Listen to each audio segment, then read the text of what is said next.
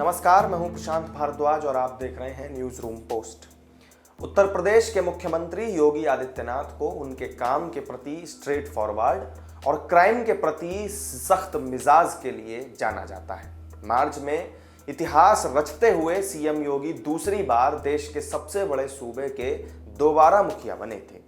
5 जुलाई को योगी सरकार 2.0 के 100 दिन पूरे हो जाएंगे। इस मौके पर आज सीएम योगी ने अपनी सरकार के दूसरे कार्यकाल का 100 दिनों का पूरा लेखा जोखा जनता के सामने पेश किया।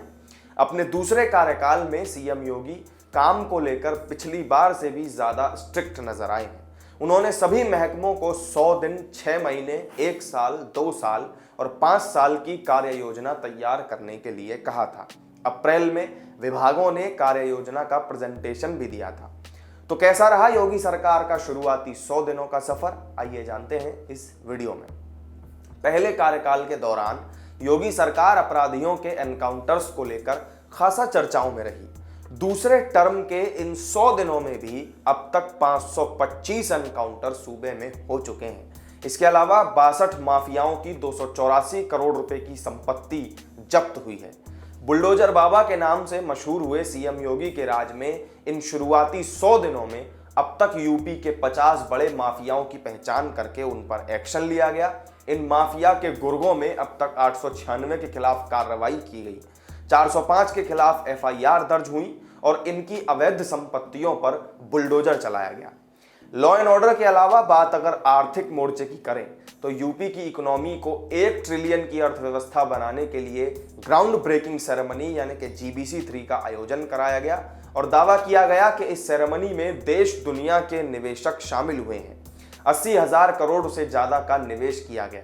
जिस एक मुद्दे पर बीजेपी की सरकार को अक्सर घेरा जाता है वो है रोजगार का। योगी सरकार ने अपने 100 दिन में 10,000 भर्ती का टारगेट रखा था।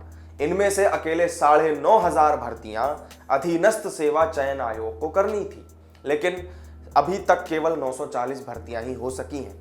श्रम विभाग के रोजगार मेला से 50,000 से ज्यादा युवाओं को जॉब के अवसर मुहैया कराए गए। एविएशन सेक्टर में यूपी ने रिकॉर्ड उड़ान जरूर भरी है।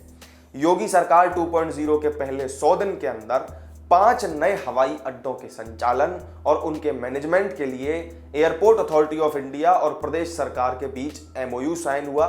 इनमें अलीगढ़, आजमगढ़, चित्रकूट, श्रावस्ती और सोनभद्र जिले शामिल हैं। अब जल्द ही यूपी के 5 और शहरों से उड़ान शुरू होने की उम्मीद है।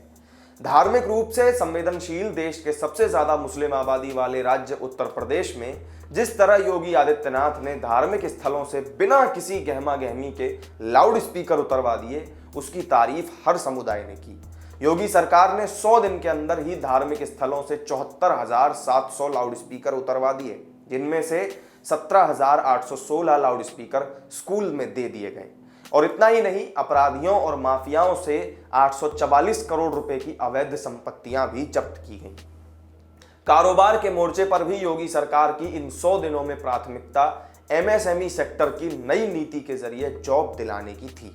टारगेट सेट हुए। लगभग 2 लाख MSME इकाइयों को 16,000 करोड़ रुपए के लोन बांट दिए गए। दावा किया जा रहा है कि 4 लाख लोगों को जॉब भी मिली।